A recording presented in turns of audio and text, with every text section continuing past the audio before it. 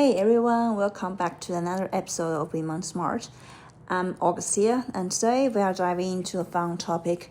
Do people really use MBTI to figure out what kind of career or the best job they are suited for? Honestly, I have few doubts about this before, but I do think it's natural for everyone to consider their personality, preference, and strengths when thinking about the job might fit them. To me, the MBTI is just one way to classify people. There are plenty of other methods to do that too. Thinking about the horoscope or even 八字from Chinese astrology. I remember there was a personality test that compared people to animals like tiger, dolphin, bear, and rabbits. They're all just different ways to symbolize or analyze your personality. I don't see things as old superstitions, and I don't think these tests are necessarily shallow, especially for people just starting out in the workforce.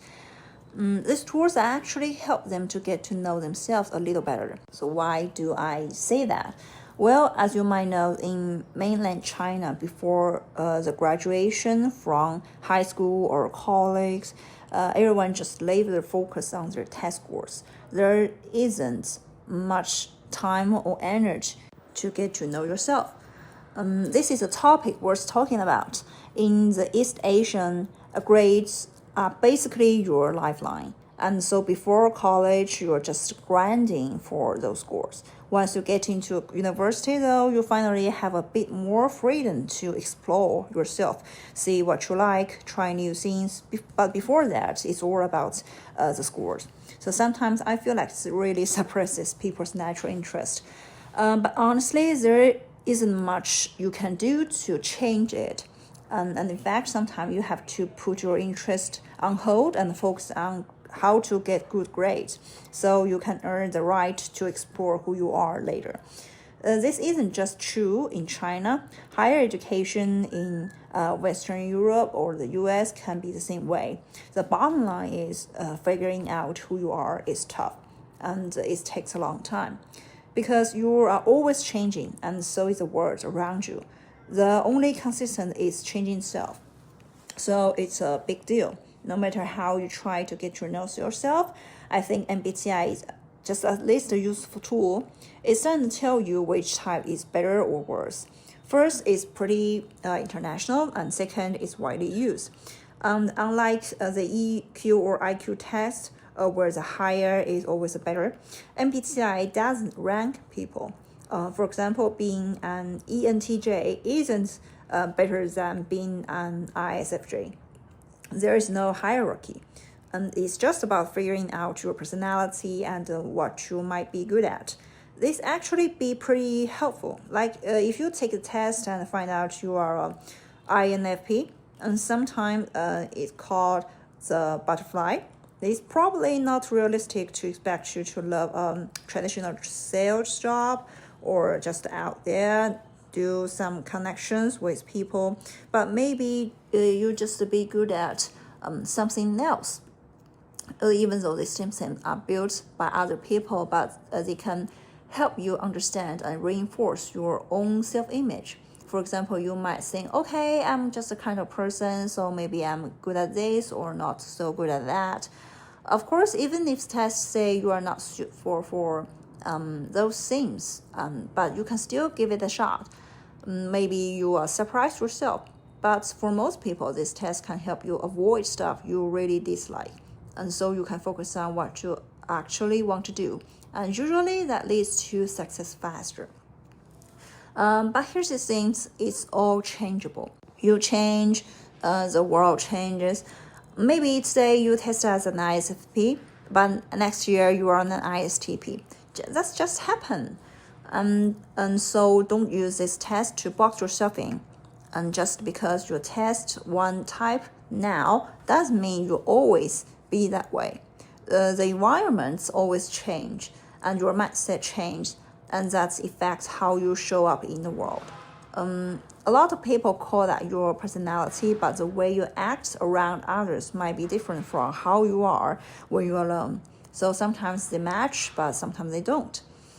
MBTI and another personality tests are just a snapshot, a reference for where you are right now, but don't take your result and think, okay, this is what I have to do for the rest of my life. Try it out. Sure, don't feel like you are stuck with it forever. And as you move up in your career or shift roles, your personality might change too. Maybe you start managing people, maybe you stick to hands-on work, but still become a leader in your field. Your preference and strengths always evolve, and so will your test result. Now back to our first question. Should you use the MBTI to decide how much money you can make or how to make it? I think it can give you some clues. For example, say you are testing an ESFP, for example, not my real results, and the description says you'd make a great speaker or lecturer. These days, a lot of business schools or investment firms are hiring lecturers, and you don't have to be a genius. You just need to know a bit more than your students and have some emotional charisma. And if you can connect with people and make them feel good, build a real relationship with them, you're probably in the right place. So if you test an ESFP, so why not give it a shot? Say if it feels natural. And I really think it's worth a try. Positive feedback is super important, both from others and yourself. If you do something and people praise you, and that's really external feedback. If you try something new and realize, hey, that wasn't so hard, and I actually enjoyed it, that's internal feedback. Both help you figure out what you're good at and what you want to do. The same goes for making money. Some people just naturally good at connecting with others to do the sales job. If you ask them to sit and analyze something for hours, they'll be exhausted. That's fine. They don't need to do an academic research. They can do fundraising, public speaking, sales, or counseling.